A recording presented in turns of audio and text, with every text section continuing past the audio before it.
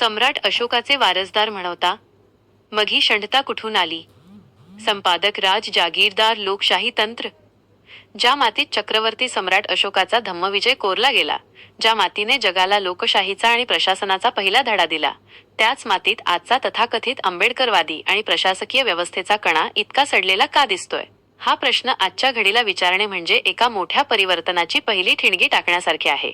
1500 वर्षे मनुवाद्यांनी अशोकाचा इतिहास गाडला हे मान्य, पण आज स्वतःला प्रबुद्ध म्हणवणारे तुम्ही लोक त्याच इतिहासावर माती लोटण्याचे कॉन्ट्रॅक्ट घेतल्यासारखे का वागत आहात? प्रशासनातील अशोक मेलाय का? आजचा कलेक्टर, आजचा तहसीलदार स्वतःला व्यवस्थेचे बाप समजतो, पण अरे लाचारांनो, तुम्ही ज्या खुर्चीवर बसलात त्या पदाची मूळ निर्मिती सम्राट अशोकाच्या धम्ममहामत्ता आणि रज्जुक या प्रशासकीय व्यवस्थेत आहे. अशोकाचा जिल्हाधिकारी हा जनतेचा सेवक होता. आजचा कलेक्टर हा भ्रष्टाचाराचा आणि राजकीय नेत्यांचा गुलाम झाला आहे. ज्या व्यवस्थेत पशुपक्ष्यांच्या पाण्यासाठीही राजा स्वतः लक्ष घालत असे, त्याच देशात आज सामान्य माणसाला पिण्याच्या पाण्यासाठी आंदोलने करावी लागतात. ही नामुष्की नाही तर काय? विहारांमधून सम्राट हद्दपार. महाराष्ट्रात फिरताना एक भयानक वास्तव समोर येते.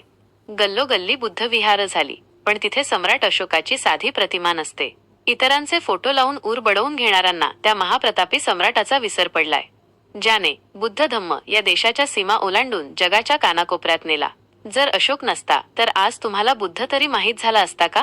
स्वतःला आंबेडकरवादी म्हणवून घेता, पण डॉक्टर बाबासाहेब आंबेडकर यांनी ज्या सम्राट अशोकाचे अशोक चक्र आणि अशोक स्तंभ या देशाला अस्मिता म्हणून दिले, त्याच सम्राटाचा वारसा सांगायला तुम्हाला लाज वाटते का? जागतिक महासत्ता की केवळ कागदी वाघ? सम्राट अशोकाच्या काळात भारताचा रुपया जगावर राज्य करत होता. सिरिया, ग्रीक, इजिप्त, श्रीलंका या देशांशी व्यापार करताना भारत झुकून नाही तर ताठकण्याने व्यवहार करत असे. आज आपण अमेरिकेच्या डॉलरसमोर लोटांगण घालतोय, कारण आपल्यात अशोकाची ती फॉरेन पॉलिसी समजून घेण्याची आणि राबवण्याची धमक उरली नाही. आपण फक्त जयभीमच्या घोषणांमध्ये अडकलो आहोत. पण डॉक्टर बाबासाहेब आंबेडकर यांना अपेक्षित असलेला अशोकाचा भारत घडवण्याचे रक्त आपल्या धमन्यांत उरले आहे का, हा खरा प्रश्न आहे. आता तरी जागा व्हा. 84,000 स्तूप बांधणारा, मोफत विद्यापीठे देणारा, जगाला शांतीचा संदेश देणारा राजांचा राजा आम्ही घराघरात पोहोचवला नाही, ही आमची कृतज्ञता आहे.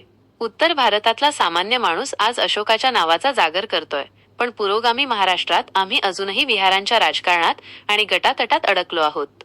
जर तुम्हाला सम्राट अशोकाचे महत्त्व कळत नसेल तर स्वतःचे आत्मपरीक्षण करा.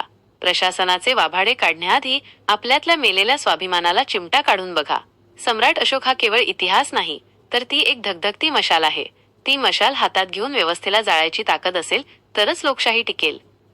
लोकशाही तंत्र, आवाज आपल्या लोकशाहीचा. आमच्या लोकशाही तंत्र न्यूज चॅनलला लाईक करा, शेअर करा आणि सबस्क्राईब करा. तसेच ताज्या घडामोडींसाठी आणि सडेतोड विश्लेषणासाठी राज जागीरदार फेसबुक आयडीला फॉलो करा.